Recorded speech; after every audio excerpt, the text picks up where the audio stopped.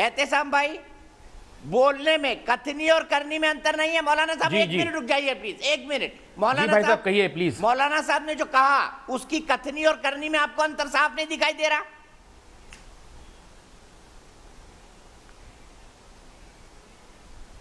देखिए, as a lawyer मेरा ये कहना है कि जो भी सुप्रीम कोर्ट ने लिमिट डिसाइड करी है लाउड स्पीकर की, उसके हिसाब से काम होना चाहिए, और अगर उस ऑर्डर को वायलेट करते हुए कोई काम हो रहा है तो वो गैर कानूनी है, उसको बंद करना चाहिए।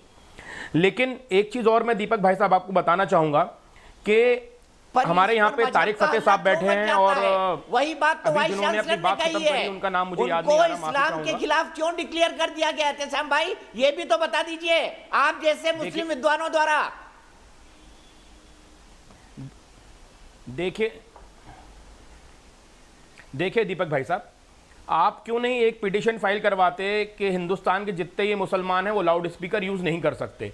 मैं आपकी पिटीशन बहस करने के लिए तैयार हूं, लेकिन इस बात को हिंदू मुस्लिम यूनिटी खराब करने के लिए एक मुद्दा बना के आप चैनल पे इलाहाबाद हाईकोर्ट में ऐसे लोगों को बिठा के लाउड स्पीकर के साथ माहौल तैयार करते हैं, वो पढ़ने मेरे दिए ख्याल से जाने गलत बात है। चाहिए। और इलाहाबाद हाईकोर्ट ने रूलिंग दिया बाकायदा मई 2019 में कि ये इस्लाम का इंटीग्रल पार्ट नहीं है।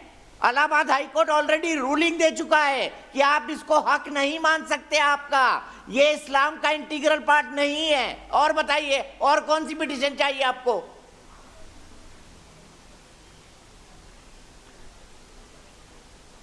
दीपक भाई साहब, जिसने पिटीशन का वायलेशन करा है उसको पुलिस जेल भेजेगी। और क्या सिर्फ माइक यूज करने का अधिकार उन गुंडों को है जो दिल्ली में माइक यूज करके दंगे भड़का रहे थे, या फिर हिंदुस्तान में जो मुस्लिम और हिंदू का भाईचारा उसको खराब करने के लिए माइक यूज करते हैं जो बीजेपी के गुंडे? ताहिर हुसैन के घर पे माइक लगा था, आपको पता है ना? बीजेपी के गुंडों का ताहिर हुसैन के घर में गुलेल के साथ माइक भी लगा हुआ था।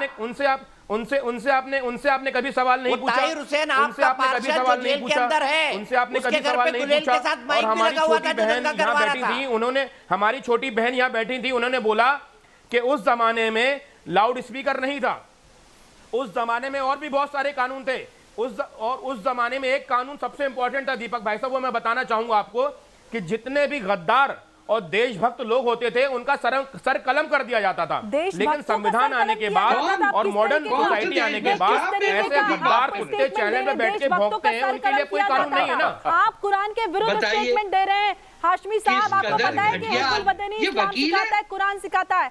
आप जो ये बड़बोलापन दिखा रहे हैं ना, आप कह रहे हैं देशभक्तों का सर कलम कर दिया जाता था। आप क्या बोल रहे थे साहब भाई? गद्दार लोग होते थे उनका सर कलम किया जाता था, लेकिन आज जितने लोग हैं जो देश के गद्दार हैं, जो देश के गद्दार हैं, उनको हम नहीं छू सकते क्योंकि संवैधानिक दायरे में रहना है। तो सोसाइटी चेंज होती है, सोसाइटी अच्छी चीज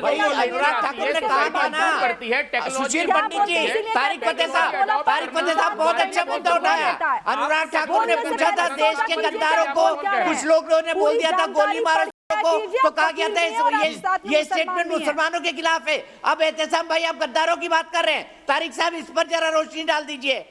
तो जब बोल रहे कि गद्दारों का सर कलम करना चाहिए, जब अनुराग ठाकुर ने स्टेटमेंट दिया देश के गद्दारों को गोली मारो को, तो इन्होंने कह दिया कि ये तो मुसलमानों के खिलाफ स्टेटमेंट है, ये मुसलमान को गद्दार कह रहे हैं। और मुसलमान जन्मजात अपने आप को भारत का गद्दार मानता है।